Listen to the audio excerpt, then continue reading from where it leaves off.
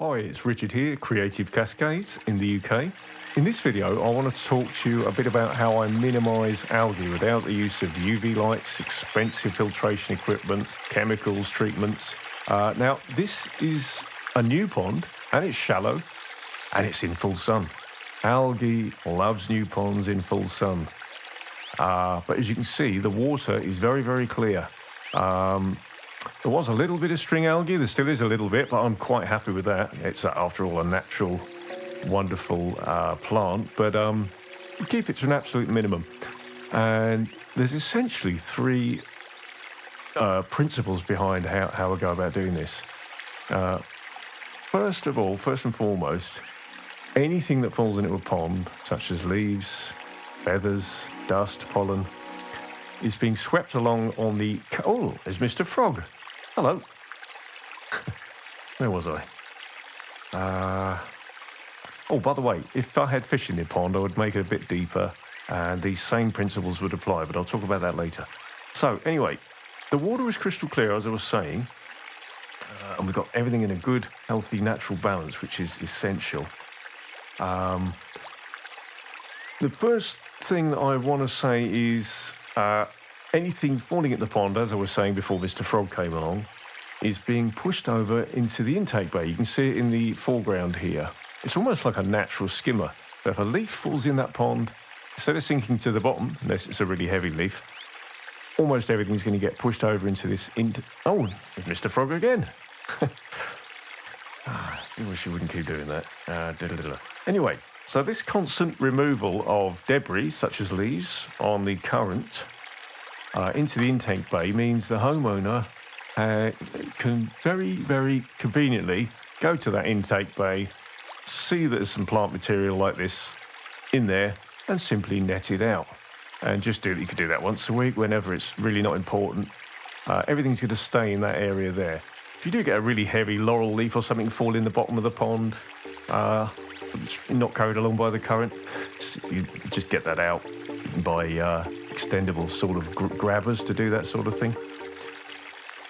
So there we go. As you can see, the current is quite strong there, pushing those leaves along. And this is called mechanical filtration. You're mechanically removing debris from the pond 24/7 without having to do hardly anything yourself. Low maintenance. The second core reason there's no or hardly any algae in this pond is I've set up the conditions such that beneficial microorganisms such as tardigrades are present throughout the pond, particularly in the waterfall. I build a waterfall to really be a suitable habitat for beneficial microorganisms, and they further clean and polish the water. So you've got mechanical filtration, number one, from the current pushing debris into the skimmer. Number two, you've got biological filtration. And then the third core principle at play here is plants in the pond. As you can see, there's a few plants, even though it's a new pond, and they're only just getting... Oh, there's a tardigrade, by the way. That's a beneficial microorganism. These things were sent into space and came back alive after, I think it was 12 days, believe it or not. They're so incredibly... and that one's a rotifer. They gobble up nutrients to starve the algae as well. Again, fascinating little creatures. All perfectly safe to people, by the way. Right, so, plants. We were talking about plants. There isn't that many plants in the pond at the moment, as you can see. I'm looking to grow things like cucumbers and watercress and other stuff that I can eat, especially during this lockdown, eh? Got to be a bit more self-sufficient, perhaps. Sound like a prepper now. Got some ferns up there, and only a low waterfall on this, by the way, because I didn't have a lot of room in this particular space. I just kept it nice and simple.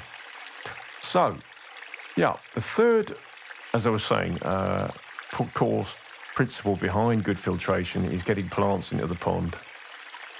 Now, I know some people with koi fish like to keep the plants out of the way of the fish because the fish will drag them under the water and put mud throughout the pond. But my ecosystem ponds, we can isolate the plants if you want from fish. Otherwise, we just plant them directly into the pond.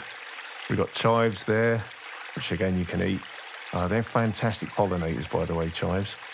And these plants are also removing nutrients from the water column, so we're starving out the algae yet again. That's why there's hardly any. Now, you do get a beneficial biofilm on the underwater rocks. If you notice they're a bit browny green, that's beneficial algae, and you want that in there because that's providing oxygen to the water column. And yeah, all part of the natural ecosystem. Got some irises there. Now those of you with a still water pond, you can use one of these, a solar air bubble generator. Just helps move the water a little bit, get some oxygen in there.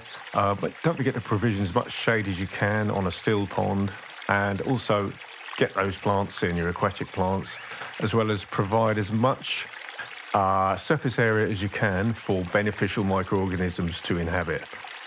So that will be things like, pebbles, gravel, and some specialist other materials.